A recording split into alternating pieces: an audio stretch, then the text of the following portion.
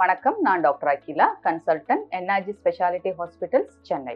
இப்போ நம்ம பார்க்க போறது வந்து கர்ப்ப காலத்துல வரக்கூடிய அதிக வாந்தி தொந்தரவு, ஹைப்பர் எமிசிஸ் கிராவிடேரம் அப்படின்னு சொல்றது. இது எல்லாரையும் கம்க்கும் பிரெக்னன்சில கொஞ்சம் வாமிட்டிங் இருக்கும். இருந்து கம்பேர் பண்றப்போ என்ன வித்தியாசம் அப்படிங்கிறத நம்ம ஃபர்ஸ்ட் பார்த்துக்கலாம். கர்ப்ப காலத்துல வாமிட்டிங் வந்து எப்பயாவது காலையில வர்றது ஓகே, மத்தியானத்துல 1 or 2 மீல் சாப்பிடாம முடியாம போறது ஓகே. ஹைப்பரெமிசிஸ்ங்கிறது என்னன்னா, எதையுமே வாயில வைக்க முடியாது அவங்களால. சின்ன அளவு தண்ணி குடிச்சாலும் வாந்தி வரும். ஒண்ணுமே சாப்பிடல, சலைவா வந்து உள்ள முழுங்குறது கூட கஷ்டமா இருக்கும். அந்த மாதிரி வாந்தி எடுத்து 2 பிரச்சனைகள் வரும். ஒண்ணு என்ன அப்படின்னா வந்து அவங்களோட உடம்புல உள்ள நீர்ச்சத்து குறைகிறது, டீஹைட்ரேஷன். 2வது வந்து வெயிட் லாஸ். அவங்க வெயிட்டோட அளவுல 5% அளவுல வந்து வெயிட் வந்து கம்மியானுச்சுன்னா அதுக்கு பேரு ஹைப்பர் எமிசிஸ் கிராவிடேரம் அப்படின்னு பேரு. நார்மலா உள்ள வாமிட்டிங்கோட இது வந்து வித்தியாசமானது. இது கண்டிப்பா கவனம் கொடுத்து பார்க்கணும். எதனால அப்படின்னு பார்ப்போம். மதருக்கு வந்து நான் சொன்ன மாதிரி டீஹைட்ரேஷன், நீர்ச்சத்து ரொம்ப கம்மியாயிடும். நீர்ச்சத்து கம்மியாயிடுச்சுன்னா அவங்களுக்கு பிளட் ப்ரெஷர் கம்மியாகி படபடன்னு வந்து வேர்த்து கொட்டி மயக்கம் வர்றதுக்கு வாய்ப்புகள் இருக்குது. வாந்தி எடுத்துட்டே இருக்கப்போ அவங்களோட உணவு முறையில மிகப்பெரிய மாற்றங்கள் வந்துடும். எதையுமே சாப்பிடாட்டி அவங்களுக்கு நியூட்ரிஷன், ஊட்டச்சத்து வந்து குறைபாடு வர்றதுக்கான வாய்ப்புகள் இருக்குது. நீர்ச்சத்து கம்மியா இருக்கப்போ யூரின்ல இன்ஃபெக்ஷன் அடிக்கடி வரும். அந்த இன்ஃபெக்ஷனும் அதோட சேர்ந்து போனுச்சுன்னா, இப்போ யூரின் இன்ஃபெக்ஷன் நார்மலா இருந்தாவே அவங்களுக்கு வாமிட்டிங் வரதுக்கான வாய்ப்புகள் இருக்குது. இதோட சேர்த்து நீர்ச்சத்து இல்லாம யூரின் இன்ஃபெக்ஷன் வரப்ப ரொம்ப வந்து அதிகமாகறதுக்கான வாய்ப்புகள் இருக்குது.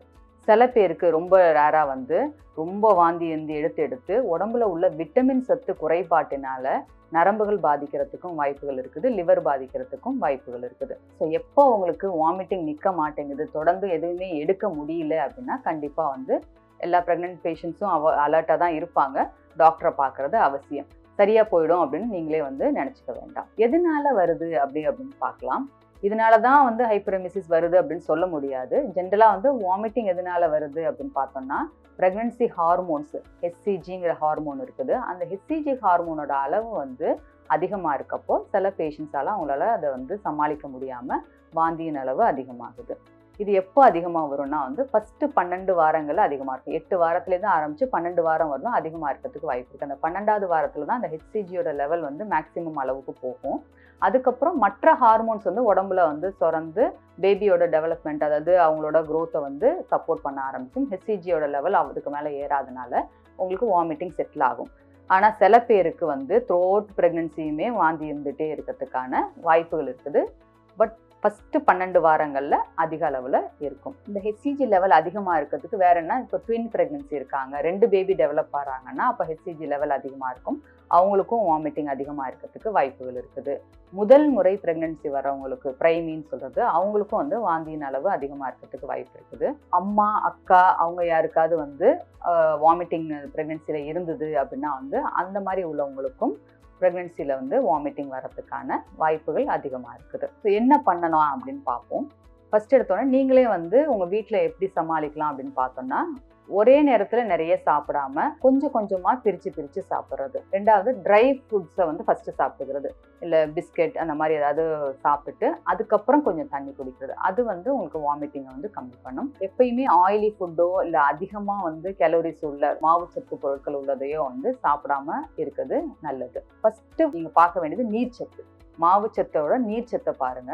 நீங்கள் எது வேணாலும் ஃப்ளூயிட்ஸ் எடுத்துக்கலாம். தண்ணி நார்மலாக எடுத்துக்கலாம். அப்படி இல்லை அப்படின்னா வந்து ஓஆர்எஸ் எடுத்துக்கலாம், டெண்டர் கோகனட் வாட்டர் எடுத்துக்கலாம், ரைஸ் கஞ்சி எடுத்துக்கலாம். இல்லை உங்களுக்கு அதெல்லாம் பிடிக்கலன்னா ஜூஸே வந்து கொஞ்சம் கொஞ்சமாக எடுத்துக்கலாம், சூப்புங்க கொஞ்சம் எடுத்துக்கலாம். எது முடியுதோ அதை கொஞ்சம் அளவில், அதிக அளவில் வந்து நேரங்கள் விட்டு எடுத்துக்கிறது ரொம்ப அவசியம். இப்போ நீங்கள் அதை ட்ரை பண்ணுறீங்க, அதுலேயும் உங்களுக்கு பெட்டர் ஆகலை அப்படின்னா வந்து நீங்கள் டாக்டர் அட்வைஸோட வாய் வழியாக எடுக்கக்கூடிய வாந்தி மாத்திரைகள் வந்து எடுத்துக்கலாம். வாய் வழியாக எடுக்கிற வாந்தி மாத்திரைகள் கூட சேர்த்து விட்டமின் மாத்திரையும் டாக்டர் ப்ரிஸ்கிரைப் பண்ணுவாங்க, அதையும் எடுத்துக்கிறது நல்லது. இப்போ வாய் வழியாக எடுக்கிற மாத்திரைகளும் ஒத்து வரல அப்படின்னா தான் நம்ம அதுக்கு அடுத்த ஸ்டேஜ் போகிறோம். அது வந்து நம்ம வந்து வெயின் வழியாக நரம்பு வழிகளெல்லாம் மெடிசன் கொடுக்குறது. நரம்பு வழிகளை மெடிசன் கொடுக்குறது ப்ரெக்னன்சிக்கு சேஃபாக உள்ள நிறைய மெடிசன்ஸ் இருக்குது. அதை தவிர நீர்ச்சத்தை இம்ப்ரூவ் பண்ணுறதுக்கு வெயின் வழியாகவே வந்து ட்ரிப்ஸ் போட்டு உங்களுக்கு நீர்ச்சத்தை இம்ப்ரூவ் பண்ணுவாங்க. உங்களுக்கு சுகர் குறையிறதுக்கான வாய்ப்புகள் இருக்குது. சாப்பிடாமே இருந்தீங்கன்னா அதுக்கு உள்ள சுகர் கண்டெய்னிங் வந்து ஃப்ளூயிட்ஸை வந்து நம்ம ஏற்றுவோம். அது யூரின்ல வந்து ஆசிட் லெவல் இது இன்க்ரீஸ் ஆகிறதுக்கு வாய்ப்புகள் இருக்குது. அதுக்கேற்ற மாதிரி அதுக்குள்ள ட்ரீட்மெண்ட்டும் நம்ம கொடுப்போம். இந்த மாதிரி ஹைப்பரெமிசிஸ் வந்ததுன்னா என்னோட குழந்தை பாதிக்கப்படுமா அப்படிங்கிறது நிறைய மதர் கேட்குறது. ஜென்ரலாக வந்து ஹைப்பரெமிசிஸ் இருக்க மதருக்கு வந்து நார்மலாக வந்து டெலிவரி ஹெல்த்தி பேபி வரதுக்கான வாய்ப்புகள் அதிக அளவில் இருக்குது. இப்போ சில பேருக்கு ரொம்ப அதிகமாக வாந்தி இருக்குது, ப்ரெக்னன்சி ஃபுல்லாகவே வாந்தி இருந்துட்டு இருக்குது, அவங்களால சாப்பிடவே முடியல, அவங்களுக்கு வெயிட் கெயின் இல்லை அப்படிங்கிறப்ப வந்து நம்ம பேபியோட வந்து பர்த் வெயிட் குறைவாக இருக்கிறதுக்கான வாய்ப்புகள் இருக்குது. சீக்கிரமாக வந்து டெலிவரி ஆகிறதுக்கும் வாய்ப்புகள் இருக்குது. இதெல்லாம் வந்து ரேராக தான். But most of the time பேபிக்கு எந்த பிரச்சனையும் இல்லாமல் நார்மலாகவே டெலிவரி ஆகிறதுக்கான சான்சஸ் அதிகமாக இருக்குது. ஸோ இப்போ வாமிட்டிங் இருக்குது, அது நம்ம வீட்டிலேயே பார்த்துக்கலாமா இல்லை அட்மிஷன் வேணுமா அப்படின்னு ப்ரெக்னெண்ட்டாக இருக்கவங்களோட பேரண்ட்ஸ் வந்து கேட்கறது உண்டு. எப்போ வந்து நம்ம அட்மிஷன் பண்ணணும் அப்படின்னா வந்து சுத்தமாக அவங்களால வாயு வழியா எடுக்க முடியல அப்படின்னா நான் சொன்னேன் இல்லையா, ட்ரிப்ஸ் வழியா வந்து நம்ம வந்து வெயின் வழியா ஃப்ளூயிட்ஸும் எடுத்துக்கணும், அதே மாதிரி விட்டமின் சப்ளிமெண்ட் எடுக்கணும். வாமிட்டிங் மெடிசனையே வாய் வழியா எடுக்க முடியாது அவங்களால, அதனால வந்து அதையும் வந்து நம்ம ட்ரிப்ஸ் வழியா தான் கொடுக்கணும். அந்த மாதிரி இருக்கும். இல்லை சில பேருக்கு வந்து 2-3 நாளைக்கு மேலேயே வாந்தி வந்துட்டே இருக்கும். ஓகே, அப்போ வந்து நம்ம நியூட்ரிஷனையும் பார்க்கணும். அவங்களுக்கு தேவையான புரோட்டீன் சத்து தேவை, கலோரிஸ் தேவை. அப்படி இருக்கப்போ வந்து நம்ம என்ன பண்ணுவோம் அப்படின்னா சில டைம் மூக்குழியா டியூப் விட்டு அதுல வந்து நம்ம வந்து ஃபீடிங் கொடுக்கறதுக்கான வாய்ப்புகள் இருக்குது. ரைல்ஸ் டியூப் ஃபீடிங் அப்படின்னு பேரு. அப்பயும் அது கூட சில பேருக்கு வந்து அந்த வயிற்றுக்குள்ள போனாவே வாந்தி வந்துருது அப்படின்னா வந்து வாய் வழியா எதுவுமே கொடுக்காம ஒரு கொஞ்ச நாளைக்கு வந்து வெயின் வழியாவே டோட்டல் பேரண்டல் நியூட்ரிஷன் அப்படின்னு சொல்றது, அதுலயே தேவையான அளவு நமக்கு வந்து புரதச்சத்து, உப்புச்சத்து பிளஸ் கலோரிஸு, மினரல்ஸு இதுமெல்லாம் ட்ரீட் பண்ணி அது வழியா வந்து நம்ம கொடுக்குறப்போ மதரோட வெயிட் கெயினும் இருக்கும், பேபியும் வளர்ந்துட்டு இருப்பாங்க. அந்த 12 வீக்ஸ் தாண்டறப்போ வந்து ஹார்மோன் இம்பேலன்ஸ் கொஞ்சம் பெட்டர் ஆகி அவங்களே சாப்பிட ஆரம்பிக்கிறப்போ ஈஸியாக இருக்கும். இதுதான் வந்து கர்ப்ப காலத்தில் வர்ற அதிக அளவு உள்ள வாந்தி, அதுக்கான அறிகுறிகள், என்னென்ன ரிஸ்க் ஃபேக்டர், என்ன பண்ணணும் அப்படிங்கிறது.